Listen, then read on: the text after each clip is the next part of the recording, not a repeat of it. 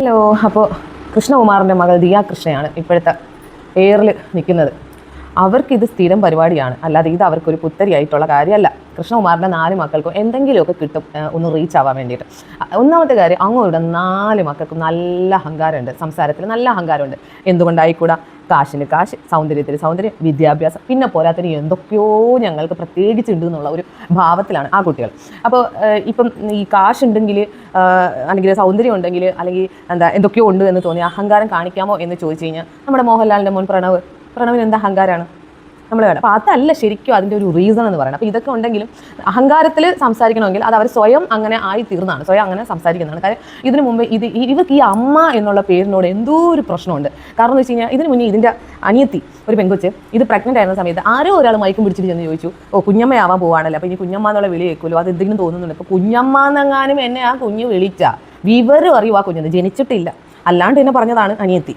അപ്പോൾ എനിക്ക് അമ്മയെന്ന് വിളിക്കാൻ എൻ്റെ അമ്മയുണ്ട്, പിന്നെ എന്നെ അമ്മയെന്ന് വിളിക്കാൻ നാളെ എനിക്കൊരു കുഞ്ഞ് വരും. അല്ലാതെ എന്നെ പിന്നെ എൻ്റെ അനിയത്തിയുടെ ചേച്ചിയുടെ കുഞ്ഞൊന്നും എന്നെ അമ്മയെന്ന് വിളിക്കാൻ പാടില്ല, കുഞ്ഞമ്മയെന്നൊന്നും വിളിക്കാൻ പാടില്ല.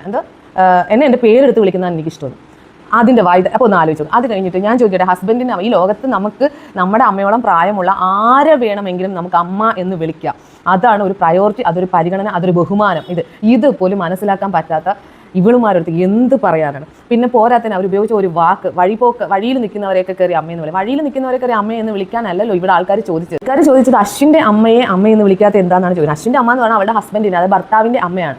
ആരും അമ്മ എന്ന് വിളിക്കാൻ നിർബന്ധിക്കേണ്ട ആവശ്യമില്ല. അവരെ എന്ത് വിളിക്കണമെന്ന് തീരുമാനിക്കുന്നത് അവരവരുടെ ഇഷ്ടം തന്നെയാണ്. പിന്നെ അമ്മ എന്ന് തന്നെയാണ് ഈ ലോകത്ത് എല്ലാവരും ഭർത്താവിൻ്റെ അമ്മയെ വിളിക്കുന്നത്. അപ്പോൾ അത് മാറ്റി അവരെ വേറെ എന്തെങ്കിലും പേര്, പിന്നെ അവരെ വഴിപോക്കരായിട്ട് കണ്ടു എന്നുള്ളത് ആണ് എനിക്ക് മനസ്സിലാവാതെ. വഴിയിൽ നിൽക്കുന്ന, ഇനി വഴിപോക്കരാണെന്ന് വെച്ചോട്ടെ, വഴിയിൽ നിൽക്കുന്ന ഒരു സ്ത്രീയെ, അമ്മയുടെ പ്രായമുള്ള ഒരു സ്ത്രീ അമ്മയെന്ന് വിളിച്ച് എന്തെങ്കിലും സംഭവിച്ചു പോകും? അതൊരു ബഹുമാനമല്ലേ? അതൊരു നല്ലൊരു ക്യാരക്ടറല്ലേ? അതുപോലും മനസ്സിലാക്കാൻ അറിയത്തില്ല.